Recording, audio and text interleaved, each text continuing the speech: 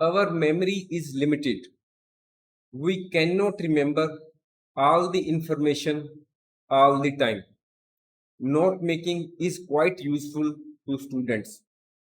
At the time of examinations, it is not possible for the students to go through voluminous books. At that time, notes are quite helpful to them. Now, the question arises, what is note making?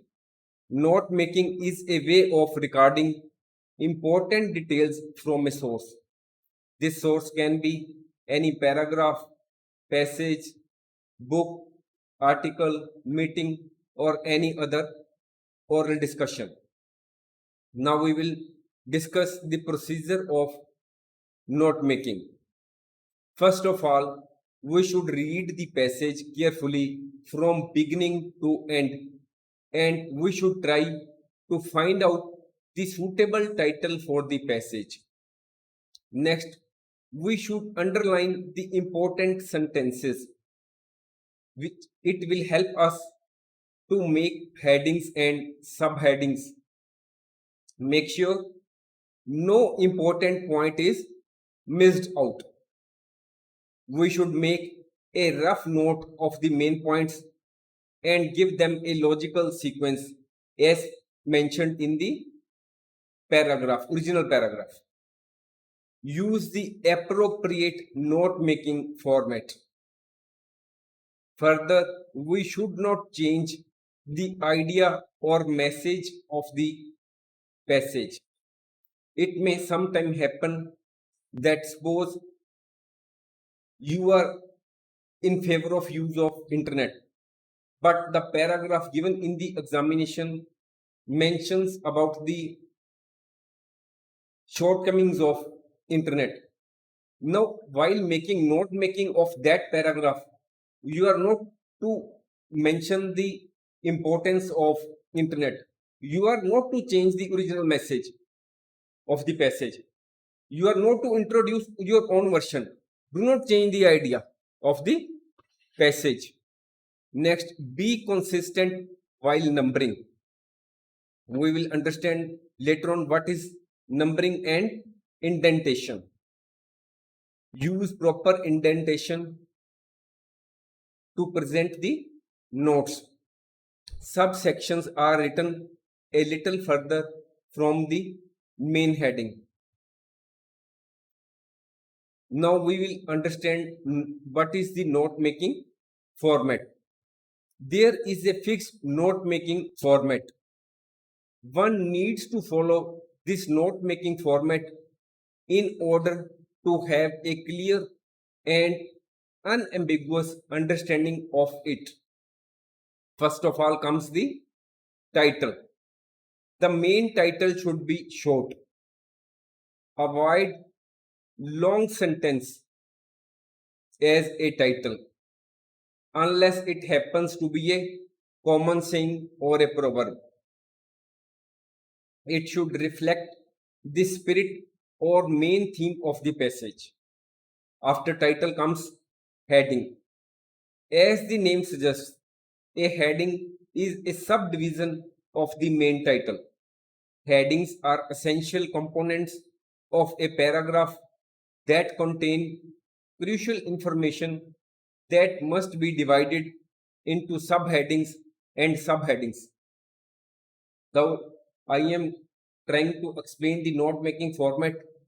You may not be properly understanding the same.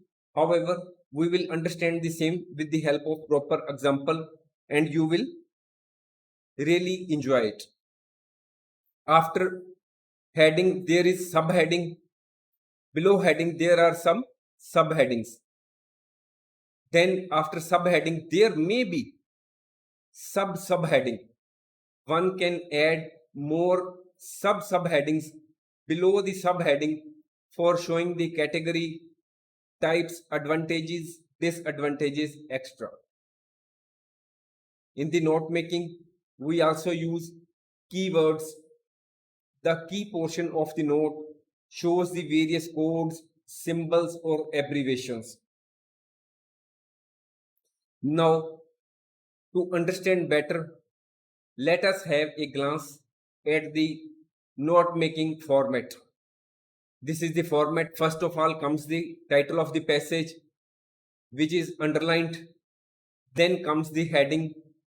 It should also be underlined. Then after that comes subheading. Then comes heading 2. It is also followed by subheading. Then subheading is followed by subheading. This type of subheading or subheading is to be mentioned in the format as per the need of the paragraph. If there is no need of subheading, you may restrict yourself to subheading. At the end of the notes, a box like this is given, has to be given, mentioning key to abbreviations used.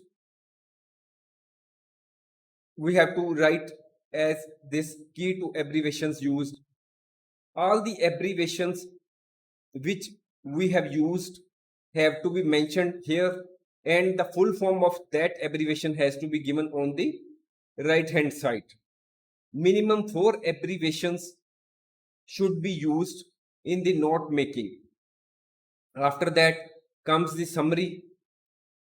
When we have gone through all the paragraph, we have to mention the summary on the basis of the develop the summary on the basis of the heading and subheadings which we have made in this note making format. Now we will read this. Students are also required to write a summary of the passage in 80 to 100 words. Summary should be written on the basis of your notes. The summary should contain the main gist of the passage only. We should try that we should write so much on the one page of the our answer sheet, and we can mention this summary on the next page of our answer sheet. Thanks for watching. If you like our course, please spare some time to give a star rating to our course.